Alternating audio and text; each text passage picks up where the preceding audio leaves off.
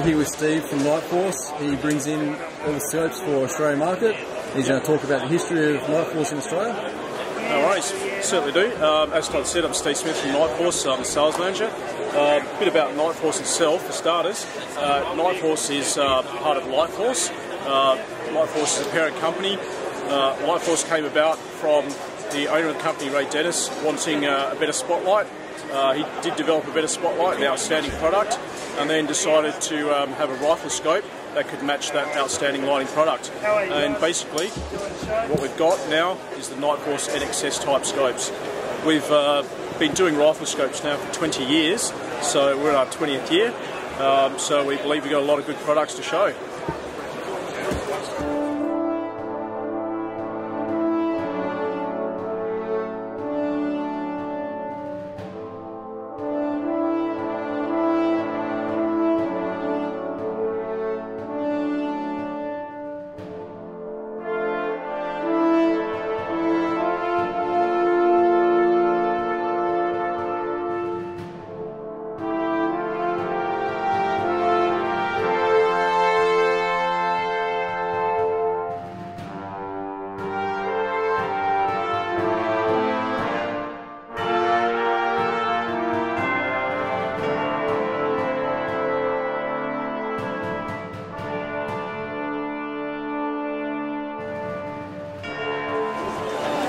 Yeah, what we've got here is our 1-4 by 24.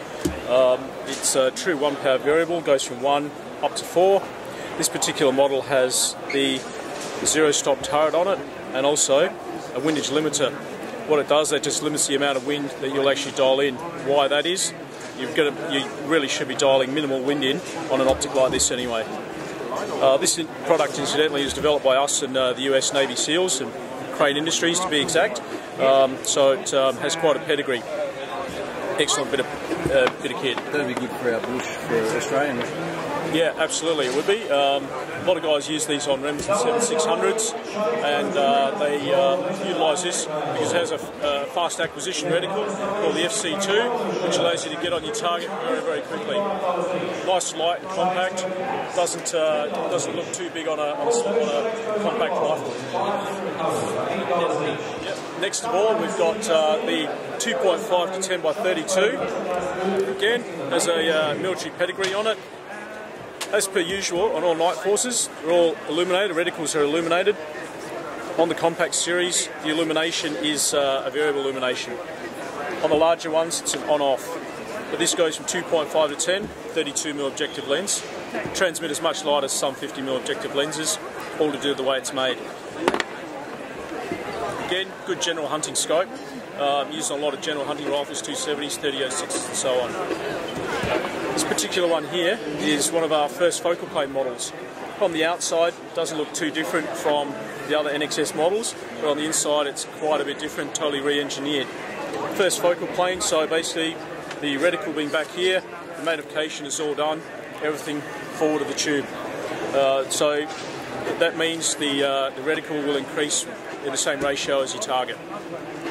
This is the 15 power. Hopefully in maybe 3, 4, 5 months we'll have the 25 power first focal plane version as well, which will be an excellent bit of kit, and we expect a lot of interest from the military. I'm waiting for that. Yeah, a lot of people are waiting for that one. And the 15 power is now available? 15 power is currently available. It has been available for a few years now, but supplies have been around, but it has been a bit tight because they are very, very popular. All the first focal planes have got their own reticles as well in the catalogue, and on the website you can see the first focal plane reticles. They are different to the second focal plane reticles.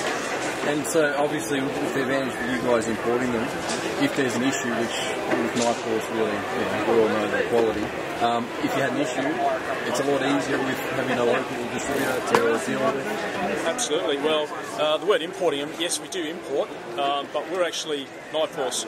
Nightforce is an Australian company, born and bred out of Adelaide, so we bring them in to service the whole world, bar the USA, out of our Adelaide office. With that, we've also got technicians in the building, so if there's any issues with the optic, it can be fixed very, very quickly, pretty well straight away. But having said that, we don't actually have a lot of returns because our product is what it is. Everyone knows Nightforce for its quality. Yeah, that's right. So.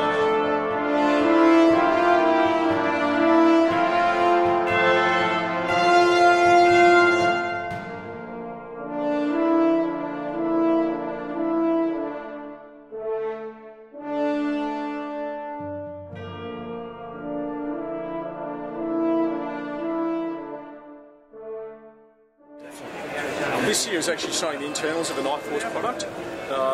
This is not typical of every rifle scope, this is typical of what's in ours.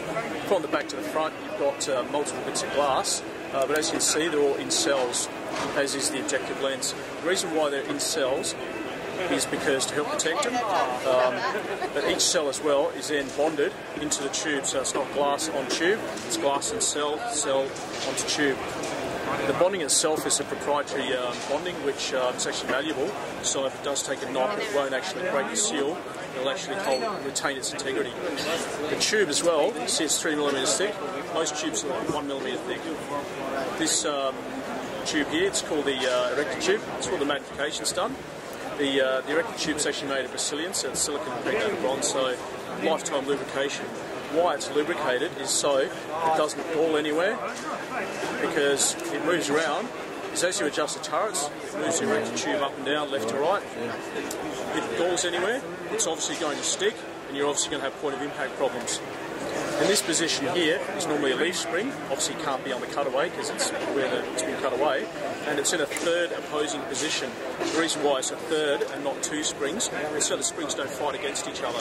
So it's only one spring, made of titanium as well, 24 foot-pounds of pressure, and it just holds that erector tube very firmly in its position, helps make sure the scope holds its point of impact. This part here is actually the sight focus parallax adjustment. On the NXS scope, as you adjust it, it moves that last bit of glass, that little bit of glass there, backwards and forwards to get rid of the parallax error in your scope, or to, sorry, I would say get rid of, minimise the parallax error in your scope. Parallax is basically, in layman's terms, it's an optical error when you look through multiple bits of glass. So we eliminate that, again, objective lens, which does 90% of the work of the scope. Very important. It's just trying to take that as well all the time. It's great obviously, the chance to actually look at what's inside a scope rather than what you see on a piece of paper or the specs. Yeah, that's right. Yeah, if we could have more of these cutaways, we'd sell more scopes, I reckon. I reckon, yeah. But, yeah.